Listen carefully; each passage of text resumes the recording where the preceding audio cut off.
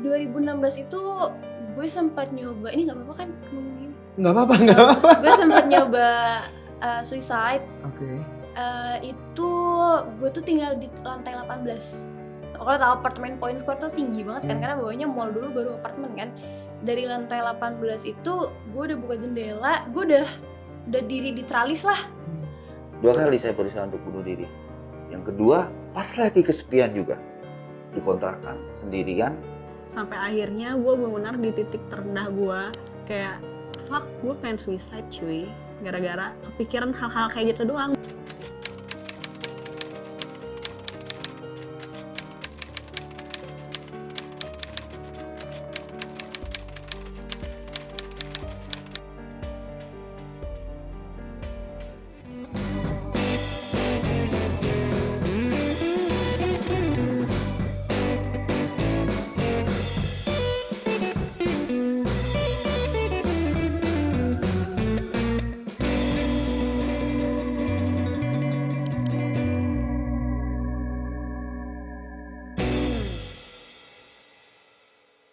Tapi di ketertutupan itu gitu lo terhadap keluarga, lo merasa kesepian gak sih?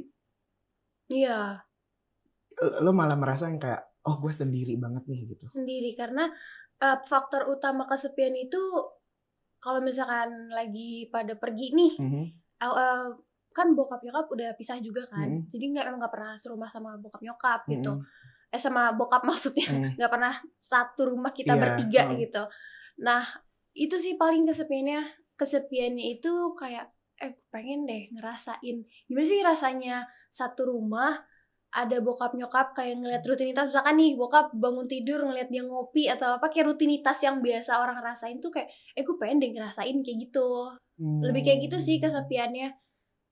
Karena mungkin tadi juga lo ngerasa nggak gitu deket dengan sosok ibu, terus ya lo baru deket juga dengan saudara lo, dan mungkin selama ini lebih ke teman-teman ya. Iya benar. Mungkin kesepian itu malah lo rasakan di dalam keluarga. Iya. Bener nggak? Sebenarnya kalau misalkan orang kan ditanya lo kesepian tuh gimana sih, kayak gue kesepian kayak gue suka nangis sendirian di kamar. Kalau ngomongin gue aja ya. Iya, nggak apa-apa. Kalau gue kesepiannya itu bukan saat gue sendiri. Bahkan ketika gue lagi di tempat yang ramai pun gue kesepian. Karena di ruangan yang ramai pun kadang gue ngerasa apa ya? Ini karena perasaan-perasaan gue merasa left out, atau gue merasa gue terlalu berisik kalau ngomong. Jadi kayak aduh gue diem aja deh. Kayak lama-lama tuh merasa kayak nggak ada yang ngertiin gue deh. Kayak gue mau cuma pakai diri gue sendiri deh kayak gitu.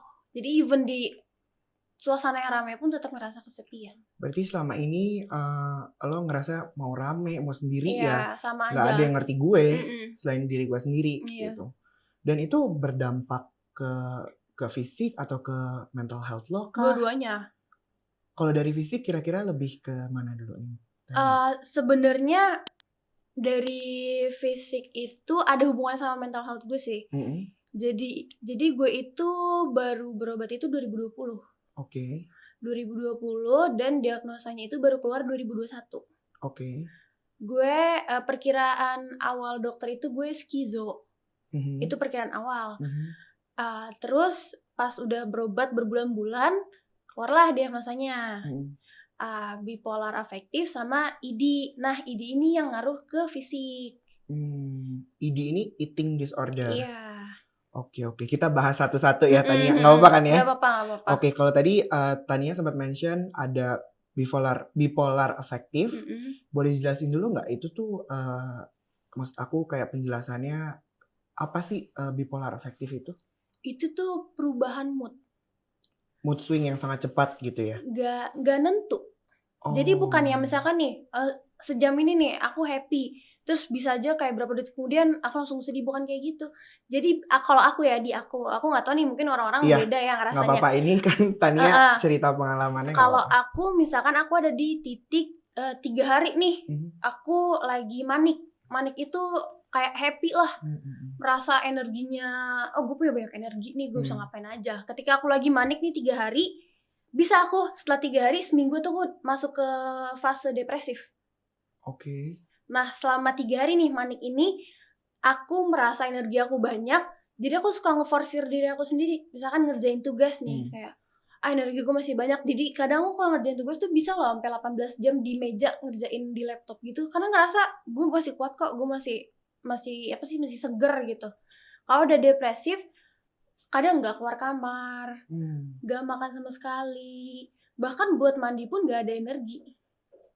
Karena lo nggak ngerasa ada tenaganya gitu Ada ya tenaga. untuk bahkan melakukan aktivitas sehari-hari gitu. Kayak energi di pikiran tuh kayak dikuras abis gitu loh, bawaannya pengen nangis, terus kayak ada lubang gitu loh di dalam hati gue gitu, yang gue nggak tahu itu apa gitu. Oke. Kalau itu kan mengenai bipolar afektifnya. Kalau dari eating disordernya sendiri? Kalau eating disordernya itu gue sempat binge eating sampai gue obesitas. Itu 2019 akhir. Gue tuh pas SMA itu berat gue 75. Berat gue 75 pas masuk kuliah semester 1, stres kan, larinya ke makanan, jadi binge eating, naik deh tuh sampai 87 kilo. 11 kilo tuh naiknya kan. 2019 habis tahun baru kayak gue harus diet nih, gue harus diet. Udah diet, berhasil. Di 2020 Desember itu berat gue 70 kilo. 70 kilo udah kayak krempeng banget gitu loh badan gue. Karena gue tinggi kan, jadi berat gue segitu pun gue terlihat proporsional. Nah, terus sampai di Desember 2019 maksudnya. Nah, di 2020 itu bulan September berobat kan ke dokter. Pas berobat itu berat gue 68 kilo. Turun lagi malahan. Turun lagi. Pas minum obat kan tuh, dikasih obat, dikontrol dosisnya, ditanya nih buat seminggu dulu lihat dosisnya segini tuh gimana efeknya. Terus kalau udah oke, dinaikin atau pokoknya diatur deh sama dokter dosisnya tuh. Cuma efek samping dari pengobatan itu kayak kayak bawaannya ngantuk gitu. Jadi muka gue tuh kayak gimana sih, kayak orang tuh ngeliatnya kayak kok nih orang kayak make ya gitu loh. kayak teler gitu kayak loh. Kayak orang sadar nggak sadar gitu ya. Gitu. Sama itu jadi nafsu makan, ningkatin nafsu makan. Itu diperparah pas kemarin mau ngerjain tugas akhir di D3. Itu berat gue langsung naik lagi ke 89 kilo. Dari 68. Terus ya udah kemarin bulan Juni diet lagi, sekarang udah turun lagi ke 76. Oke. Berarti si bipolar afektif ini dan eating disorder ini mempengaruhi satu sama lain ya sebenarnya. Satu sama lain ngaruh. Saat mood lo berubah, pola makan lo pun akan kompromi deh tuh mereka berdua kerja sama. Konken ya, konco kental ya nih dua-dua ya. Oke. Tapi berarti dari dua kita bilang diagnosa itu ya, lo kan mendapat treatment dan juga pengobatan. Itu tuh sejarahnya atau gimana? Lo momen kayaknya ada yang nggak bener nih di gua gitu. Lo realize-nya itu tuh di momen apa gitu? Sebenarnya dari 2016 nih. Dari 2016 itu gue lagi tinggal di apartemen bareng om gue.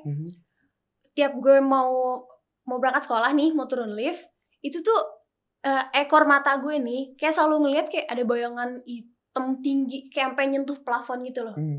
Gue mikir kayak gue diganggu setan nih gitu kan. Kenapa nih gitu. Itu berlanjut sampai bertahun-tahun. Gue pikir emang gue ditempelin kali nih, dia udah demen sama gue gitu kan. Sering pegal-pegal gak lu? Enggak sih, makanya itu bingung kan. Terus sampai akhir di 2020 pertengahan itu adalah yang nge-trigger gue sampai gue itu minum 3 strip obat. Obat? Iya. Obat apa tuh? Neuralgin. Obat pusing. Sampai 3 strip. Abis itu nyokap nangis-nangis, dikasih minum susu apa segala macam, udah kayak orang ngawang aja, kayak ngoceh-ngoceh sendirian, matanya tatapannya kosong, terus manggil. Ternyata yang selama ini gue lihat itu tuh kalau setelah gue berobat ya, yang yang bikin gue melihat si sosok hitam itu adalah luka-luka masa lalu gue yang berwujud menjadi sosok hitam itu. Jadi itu kayak ketakutan lo yang kebangun, jadi seolah-olah dalam otak lo ada si sosok yang menghantui ya dalam tanda kutip yang membayang-bayangi lo gitu. Bener itu ke-triggernya di situ. Akhirnya ya udah disuruh berobat. Sebenarnya tuh dari 2016 itu udah titik terparah sih yang bener-bener nge-trigger jadi punya diagnosa ini ya sekarang. Di 2016 itu gue sempat nyoba, ini nggak apa-apa kan ngomong gini? Nggak apa-apa. Gue sempat nyoba suicide. Oke. Itu gue tuh tinggal di lantai 18. Kalau tahu apartemen Point Square tuh tinggi banget kan, karena bawahnya mall dulu baru apartemen kan. Dari lantai 18 itu gue udah buka jendela, gue udah diri di tralis lah. Terus gue mau ngambil HP, gue nelfon temen gue, sahabat gue dari SD.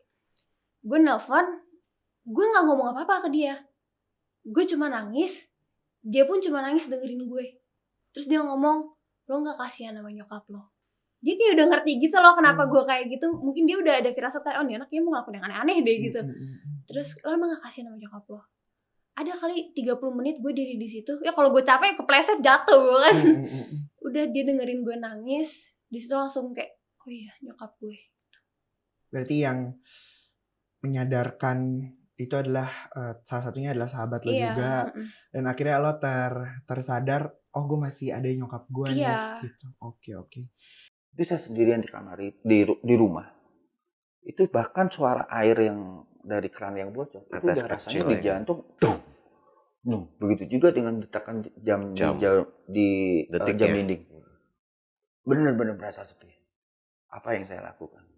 Begitu udah mandi, wudhu, sholat, tidur di situ. Begitu berasa lagi sakonya, masuk kamar mandi lagi, keramas, wudhu, sholat lagi. 20 hari. Dan itu sembuh. Jam itu nggak bisa dikatakan sembuh. Jadi karena waktu itu saya nggak tahu program pemulihan ya. Jadi kalau menciptakan sendiri ya? Iya. Jadi begitu udah ngerokok enak nih. Jadi ini waktu itu saya bukan heroin ya, tapi substitusinya heroin.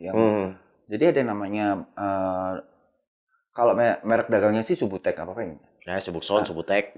Jadi itu dia buprenorfin. Jadi dia memang untuk substitusinya heroin. Nah awalnya sih lancar ke dokter.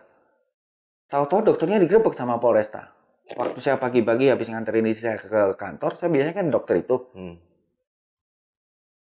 Di situ tutup. Terus gimana nih dok? Ya ambil aja di Polresta. Kacau. Otak jangki gua waktu itu adalah, oke, saya mau beli heroin pasar gelap. Pakai 2 minggu kalau nggak salah. Seminggu.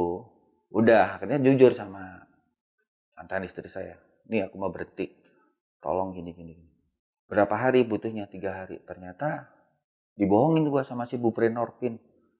Jadi pada saat udah selesai nih. Oh lu beli Subutex itu? Ke bini lu bilang nih gue mau berhenti?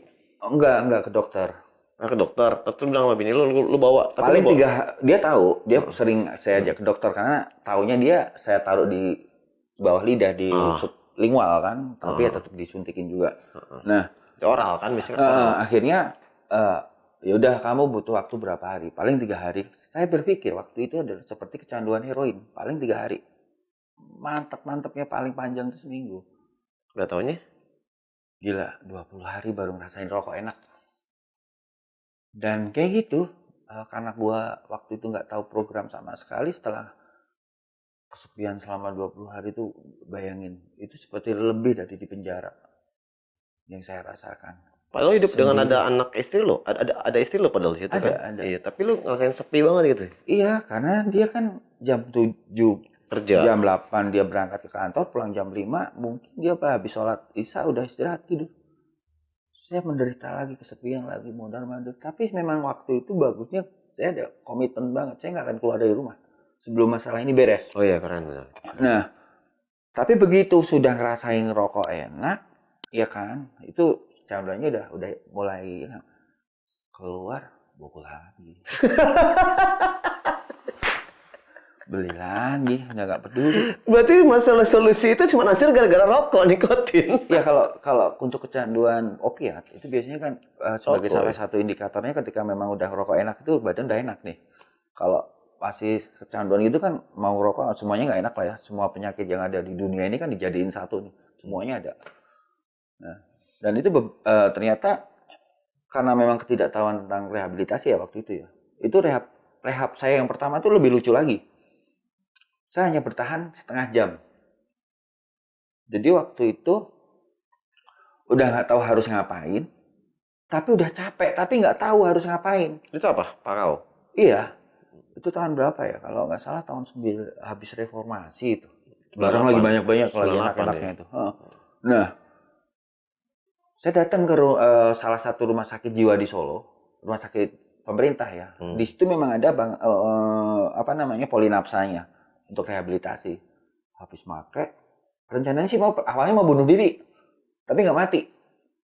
Udah nulis surat wasiat, aduh parah deh. Udah nulis surat wasiat, ini pemakaian yang bisa saya pakai untuk 3 kali, saya jadiin 1 dengan harapan mati. Nggak mati juga? Nggak mati. Berarti 2 kali saya berusaha untuk bunuh diri. Yang kedua, pas lagi kesepian juga. Dikontrakan, sendirian, kalah judi bola, dikejar-kejar orang. Kalah judi bola. Udah nggak tahu harus ngapain, ya kan? Gantung tuh tambang di kanopi. Terus? Udah, kanopinya ambruk. Gantiin sama Bu Kos. Aduh, memang saya nggak boleh berarti mati. Ya nggak boleh mati. Karena Tuhan Allah sayang sama lo, Pak. Nggak boleh. Itu yang rehab yang pertama itu lucu. Setelah saya datang ke rumah sakit jiwa tersebut, di sini bisa untuk rehabilitasi narkoba, bisa. Siapa yang mau direhab? Dia bilang gitu kan. Yang saya sendiri. Yang nganter nanti nyusul.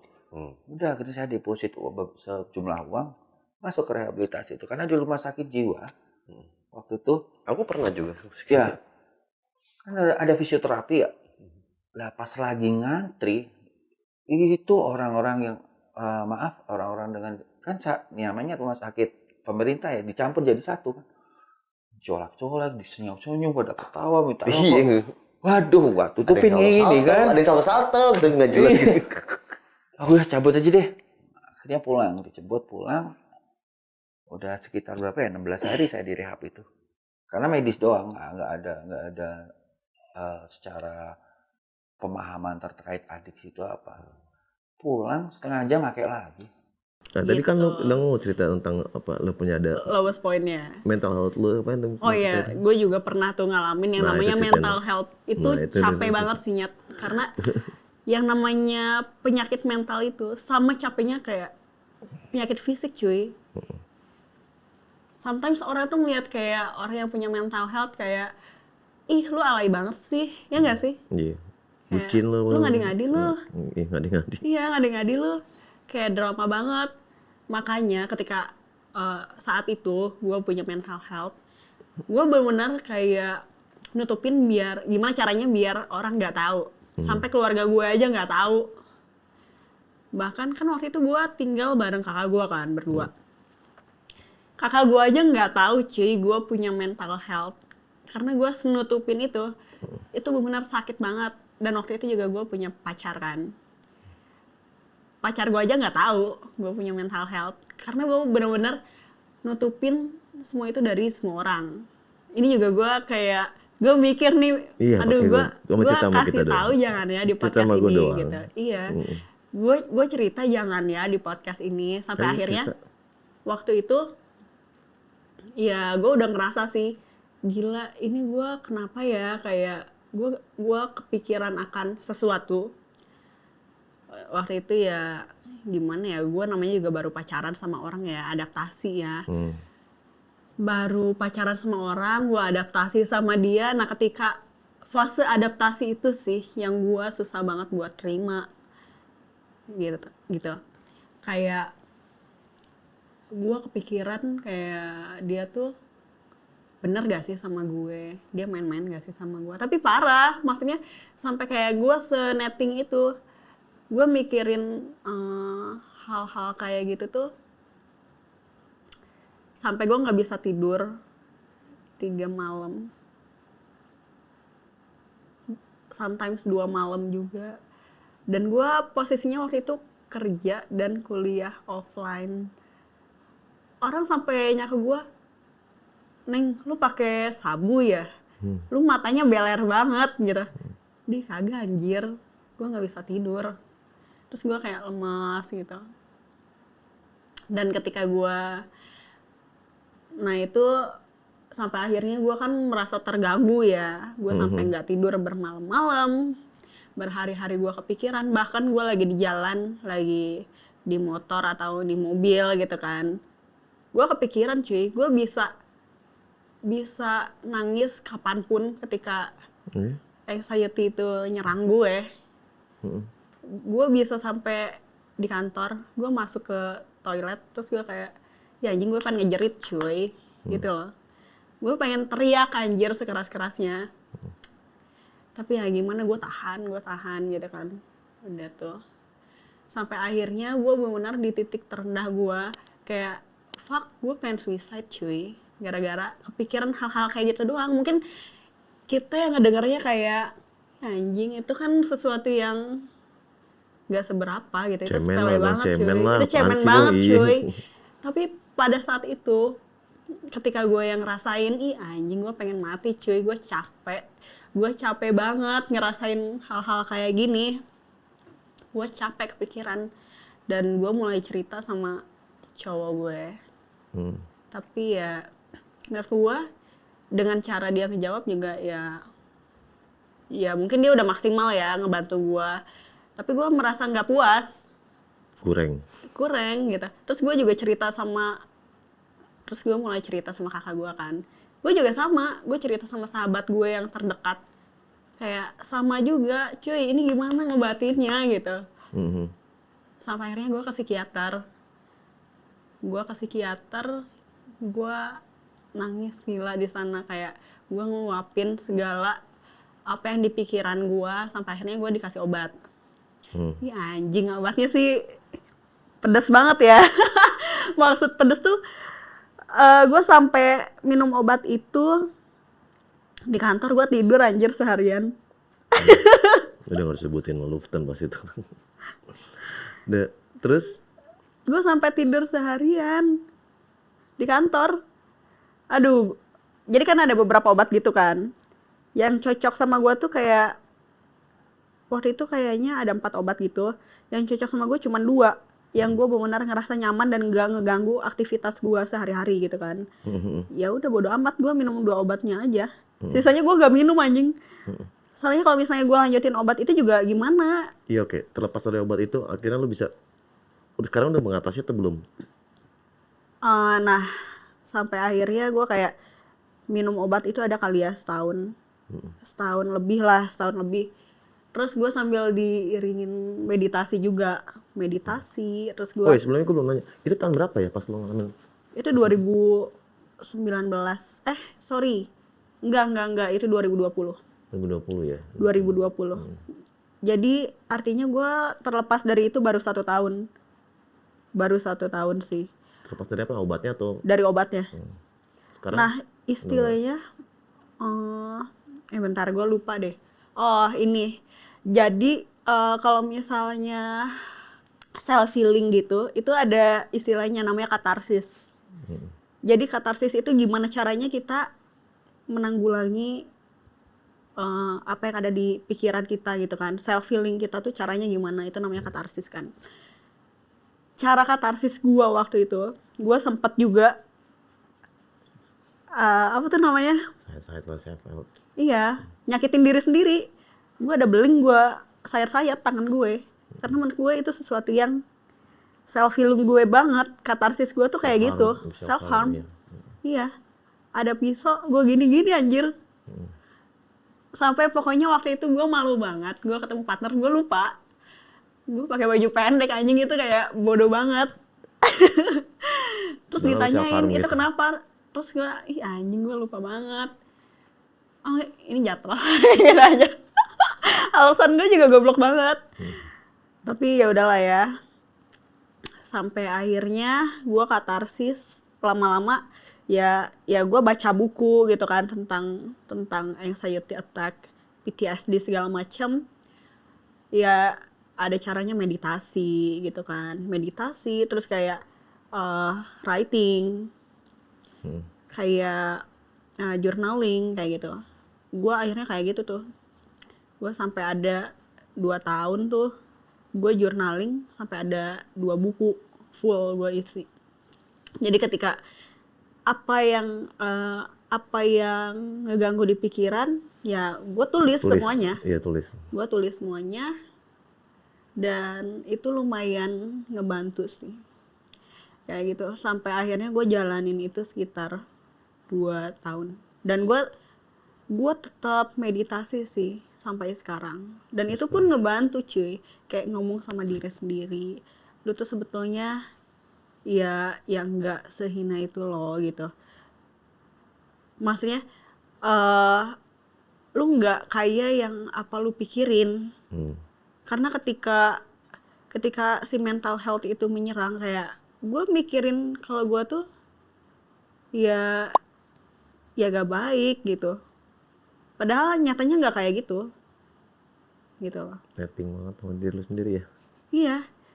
Iya, ya susah banget sih cuy kayak ngelawan pikiran diri sendiri. Tapi sampai akhirnya gue bisa berjuang ngatasin itu sendiri sih. Ya dengan cara kayak ya gue banyak ngobrol sama orang, deep talk. Itu sih salah satunya. Banyak deep talk sama orang, baca buku, journaling. Itu lumayan ngebantu sih. Jadi dari semua yang lu ceritain itu segala macam, lu ada nggak sih dengan anxiety lu tuh ada trigger itu apa sih yang bikin lu jadi kayak begitu sampai lu jadi overthinking kayak gitu, jadi netting itu sama diri lu sendiri itu apa sih? Gua nggak ada trigger, bisa langsung tiba-tiba kambuh. Ya kayak misalnya ya, gue lagi di jalan pulang, gue misalnya lagi di kendaraan umum, itu bisa cuy, tiba-tiba nyerang pikiran gue, tiba-tiba kayak ih anjing gue kepikiran lagi. Jadi gue tuh selalu ngebayangin kayak aduh laki gue lagi ngapain ya, oh jangan-jangan laki gue lagi main sama cewek lain. Gue sampai kepikiran kayak gitu nyat, padahal kan saking nettingnya lo ya. Iya, padahal kan pada nyatanya enggak. Misalnya dia lagi sama teman-temannya, misalnya gitu kan, atau dia lagi main game di rumahnya. Gue bisa tiba-tiba kayak gitu anjing, kayak waduh parah sih, pikiran gue udah senetting itu. Mungkin orang mikirnya kayak dia alay banget sih lu anjir. Itu gak nyaman banget lo sumpah kayak gitu. Itu gak nyaman banget. Gak nyaman banget buat diri kita, gak nyaman banget. Gue juga pernah ngerasain kayak gitu, gak nyaman banget. Iya.